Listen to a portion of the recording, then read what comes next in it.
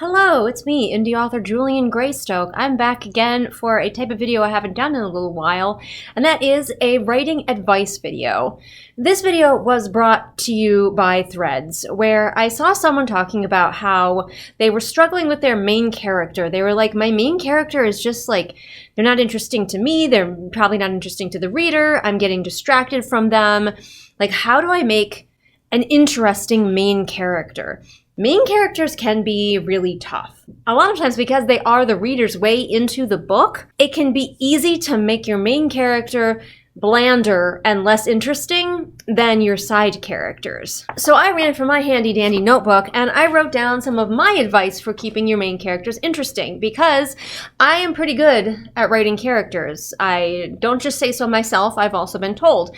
And often people like my main characters. Yes, my side characters too, but I haven't had the problem of people only liking my side characters. My main characters get just as much love as my side characters. So these are in no particular order, and this is not an exhaustive list. I always say, remember with writing tips, that these are just tips. If you see something that helps you and sparks your brain and makes you go, oh, that's it, good. Carry on with that tip. If you see something that makes you go, I don't think that's gonna work for me, do I have to implement it? No, you don't. No, you do not. Unlike some advice channels here on YouTube, I am here to just share with you some knowledge and things that might help you, and not tell you how you have to write your book. The code is more what you'd call guidelines than actual rules. And while some of these ideas might work together, not all of them are going to work for every character. But let's go. What are Julian's tips for making an engaging main character? My first tip is to focus on crafting a person rather than a collection of tropes. You may be thinking that there's something you really want to do with your main character, like maybe they're the chosen one, or maybe they're the romantic interest of two hot boys. Whatever it is you have in store for them, remember that they are a person first. And if you start writing that person and the niche that you are trying to cram them into isn't working for them, maybe you should listen to the person side and not the trope side. It can be really easy, especially for newer writers, to fall into the trap of just making their main character follow all of these same expected beats that we've seen a million times. And some authors can make that work, but you're going to have way more success if you view your lead character as a whole, rounded person with thoughts and feelings of their own. You don't have to be one of those authors like me who's like, well, my character said this, or I expected my characters to do this and then they did something totally unexpected. You don't have to turn into one of those authors, but you do have to view them as more than just pieces that you move around on a game board. Speaking of, I said that a good main character has wants and needs and goals. You've probably heard people talk about wants and needs, things the character wants versus things the character needs. Like, for example, the character might want to fall in love with a hot boy, but she really needs to fall in love with herself first. But also, goals separate from the overall plot of the story can really be helpful. Like, yeah, she wants to fall in love with a hot boy and she needs to find herself first, but also she really has the goal of playing tuba in her school's marching band. And a goal for her separate from the things that are going on in the story, because that's something that people often forget, is that a main character doesn't just exist to further the plot specifically of the story. A main character can also have things outside of the plot of the main story that make up who they are, and they could have goals pertaining to those things that could be achieved in a side plot alongside the main overarching story of the book. Another key to keeping your main characters interesting is giving them agency. Agency creates interesting characters to follow. And that can be tough, especially if you've got a story where a character is whisked away into a world where they seemingly have no control. An example of this might be Katniss from the Hunger Games, but you wouldn't call Katniss a weak main character. That's because Katniss, even if she is forced into a world where it seems like she doesn't have a lot of agency, still finds ways to have agency. Katniss still makes choices and acts on those choices, even if they aren't to her best interest. So think about places where your character is just going along with the story and think about, would they just go along here? Or would they push back? Or would they go in a completely different direction that I hadn't even thought of yet? Make your character difficult. If they are caught up in a scenario where they have very little control, give them something that they can have control of. Let them make choices, act on those choices, and sometimes even succeed at those things. And as much as possible, craft your story in a way that allows your main character to make choices. If you are constantly finding yourself putting up roadblocks to mainline your main character into the plot that you want, probably not working. It's like these books. I just happen to have Skyshade here. In a lot of this type of book that I've been reading here on the channel, these authors are giving their main characters lots of cool powers and then finding reasons for those characters not to be able to use those powers. If you're gonna give your characters tools in their toolbox, they have to be able to make the choice and use those tools. These next two kind of go hand in hand, is that your main character is not necessarily the hero. Now, they might be the hero of the story, as in they are the main character, but we can get too bogged down in making our main characters the archetype of all things good and righteous. Whatever the main character says, that's the correct answer. All the other characters have to fall in line with the main character who has the correct answer. And my next one is let your main character make mistakes, and these two go hand in hand. Let your main character be wrong. Let your main character make mistakes. Let your main character have views that aren't necessarily correct, that are formed by the society that they've grown up in. Why would your character believe this way? Think about those kind of things. As you go deeper into creating your character, don't just think about the ways that they can win and be correct. Think about the ways that they can lose and be wrong. People don't want to watch a perfect person win at everything. That's incredibly boring. This also goes hand in hand with let them suffer, which is my next note. Let your main characters suffer.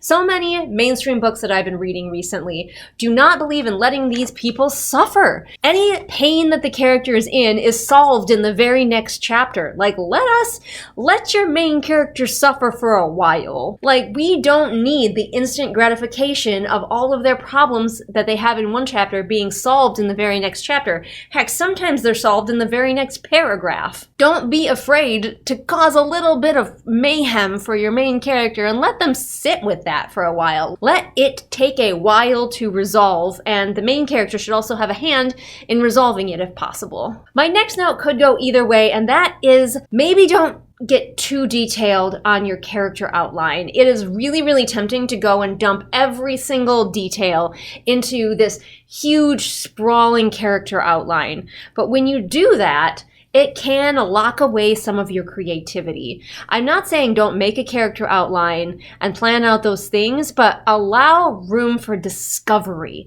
Allow room to find out who this person is as you put them on the page, because when you draft them, when you write them, that's when they're actually going to come alive like Frosty the Snowman with a hat put on his head. You will never know 100% who your main character is until they get out there into the world that you've made for them. Happy birthday! Also, let your main character be as engaging as your side characters. Look at your side characters. If you're having this problem, like, why is my main character not as fun as my side characters? Look at your side characters. What qualities do they have? What qualities draw you to your side characters? Why not let your main character be that? What's holding you back from letting your main character be or do those things? Finally, my last note is one that I know a lot of us struggle with, and that is if your main character is a lot like yourself, especially if you're writing an own voices type of story. I have more experience with it around mental illness because I have anxiety, and maybe some flavor of neurospicy that is yet undiagnosed. And we want to express that on the page and with our main character. And one thing that I have had to learn, and knowledge that I pass on, is that we have to be careful how much we put. Let me explain. So in Adventurer Mage, the book right behind me, we have the character of Maeve. Maeve is a lot like me. Actually, both lead characters are a lot like me in different ways. I gave them both aspects of myself. But anyway, the issue I was having was with Maeve because she, like me, has anxiety. And as someone with anxiety, Maeve spends a lot of time catastrophizing and building things up in her head to be way worse than they are. And then they turn out to not be as bad as she was thinking they would be. And I had a lot of beta readers who felt like I was cheating them of resolution because they'd be like, why is this being so built up if it turns out that it's nothing? And I'm like, well, that's anxiety, but We have to remember that we are writing a book, not a diary. So in a story, if there is buildup, people expect payoff. And I can do a little bit with Maeve's anxiety being overdramatic and things turning out to not be so bad.